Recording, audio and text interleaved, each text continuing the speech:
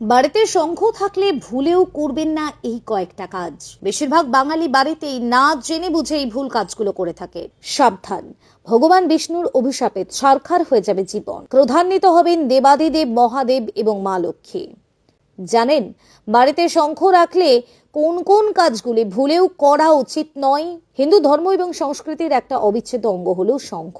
প্রাচীনকাল থেকে অর্চনা থেকে শুরু করে যে কোনো মঙ্গল অনুষ্ঠান শঙ্খের উপযোগিতা অসীম। শঙ্খ একটা প্রাকৃতিক উপাদান, প্রকৃতি এই জিনিসটি আমাদের দিয়েছে। শাস্ত্র মতে পূজা করার আগে এবং পরে শঙ্খ বাজানো হলে এর থেকে এক ধরনের শব্দ তরঙ্গ নিঃসৃত হয়, যা গৃহ থেকে অশুভ শক্তি দূর করতে সাহায্য করে। বাড়িতে প্রতিদিন শঙ্খ বাজালে কুদৃষ্টি আর কালো জাদুর প্রভাব কেটে যায়, জীবন সুখ শান্তি আনন্দে ভরে ওঠে। বিভিন্ন হিন্দু পুরাণ এবং শাস্ত্র থেকে জানা যায় সমুদ্র মন্থনের সময় সমুদ্র থেকে উঠে এসেছিল শঙ্খ। পরবর্তীতে তা স্থান পেয়েছিল বিষ্ণুর হাতে। বিশ্বাস করা হয় চন্দ্র, সূর্য এবং বরুণ দেব শঙ্খের নিচে অবস্থান করেন। শঙ্খের মধ্যভাগে থাকেন প্রজাপতি, আর বাকি অংশে অবস্থান করেন মা গঙ্গা ও সরস্বতী। কথিত আছে বাড়িতে শঙ্খ রাখলে এই সকল দেবদেবীর আশীর্বাদ পাওয়া যায়। শুধুমাত্র হিন্দু ধর্মে নয়, বৌদ্ধ ধর্মেও রয়েছে এই শঙ্খের ব্যবহার। বৈদিক মতে সাধারণত দুই ধরনের শঙ্খ পাওয়া যায়। এর মধ্যে একটি বাজানোর কাজে ব্যবহার করা হয়, অপরটি ব্যবহার করা হয় পূজার কাজে। বলা হয় নিয়মিত শঙ্খ বাজালে যেমন বাড়ির পরিবেশ শুদ্ধ হয়, ঠিক তেমন ভাবে যিনি বাজাচ্ছেন তার হার্টের অসুখ সারতে পারে। তবে বাড়িতে শঙ্খ রাখলে কিছু নিয়ম মেনে চলা উচিত। এই নিয়মগুলি না মানলে শঙ্খের শুভ প্রভাবের পরিবর্তে অশুভ প্রভাব পড়তে পারে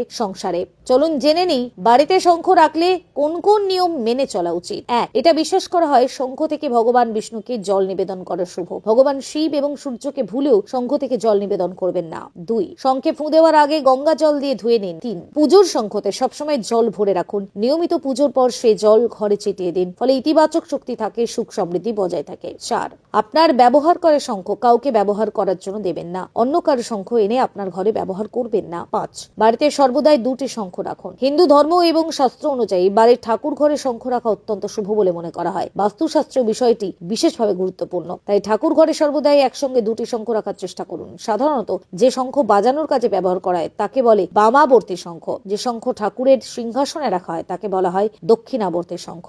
ছয়, ভুলেও কখনো মেঝের ওপর রাখবেন না। যেহেতু ভগবান শ্রী বিষ্ণু দেবের সাথে শঙ্খ সম্পর্কিত, তাই কখনো এটি মেঝের ওপর রাখবেন না। শঙ্খ রাখার জন্য আপনারা বাজার থেকে কিনে নিয়ে আসা স্ট্যান্ড ব্যবহার করুন। সাত, ঠাকুর ঘরের দরজা খোলার আগে শঙ্খ বাজাতে হবে। এমনটা বিশ্বাস করা হয় প্রতিদিন সকালে স্নান সেরে নিত্য পূজা শুরু করার আগে শঙ্খ বাজানো একান্ত প্রয়োজন। কারণ শঙ্খ না বাজিয়ে ঠাকুর ঘরের দরজা খুললে নাকি দেবতাদের আশীর্বাদ থেকে বঞ্চিত হতে হয়। সেই সঙ্গে গৃহস্থের অন্দরে খারাপ শক্তি প্রবেশ ঘটার আশঙ্কা থাকে, তাই এই বিষয়টি মাথায় রাখতে ভুলবেন না। প্রসঙ্গত বরাহ পুরাণের এই নিয়মটির উল্লেখ পাওয়া গিয়েছে, তাই এবার থেকে ঠাকুর ঘরের দরজা খোলার আগে কম করে 3 বার শঙ্খ বাজিয়ে নিন। 8, বলেও শিব পুজোর ব্যবহার করবেন না শঙ্খ।